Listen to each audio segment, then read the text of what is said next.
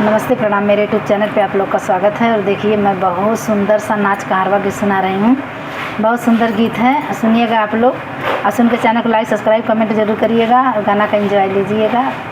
जहाँ से आप लोग देख रहे हैं कमेंट करके बताइएगा, अपना परिचय दीजिएगा और आप लोग कमेंट करिएगा, मैं भी आप लोग का सपोर्ट करूँगी। नैहर के चतुर सायानी अकिल ससुर में हेलानी।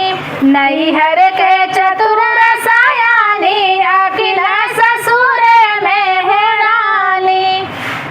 नैहर के चतुर सायानी अकिल ससुर में हेलानी। पहली बार जब ससुर में देखनी, पहली बार जब ससुर के देखनी, घूंघटा काढ़े नहीं जानी अकिल ससुर में हेरानी। घूंघटा काढ़े नहीं जानी अकिल ससुर में हेरानी। नैहर के चतुर सायानी अकिल ससुर में हेरानी। नैहर के चतुर सायानी अकिल ससुर में हेरानी। पहली बार जब भसुरू के देखली, पहली बार जब भसुरू के देखली, भसुरू के देखली हो भसुरू के देखली। पहली बार जब भसुरू के देखली, रहिया बराबर नहीं जानी अकिल ससुर में हेरानी। रहिया बराबर नहीं जानी अकिल ससुर में हेरानी। नैहर के चतुर सायानी अकिल ससुर में हेरानी।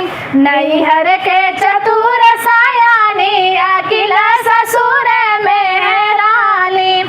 पहली बार जब देवर के देखनी, पहली बार जब देवर के देखनी, देवर के देखनी हो देवर के देखनी। नैना मिलब नहीं जानी अकिल ससुर में हेरानी। नैना मिलब नहीं जानी अकिल ससुर में हेरानी।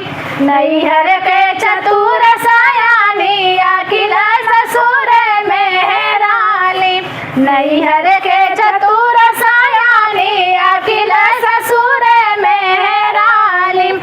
पहली बार जब सजिया पे सुतली, पहली बार जब सजिया पे सुतली, सूते नहीं हम जानी अकिल ससुर में हेरानी।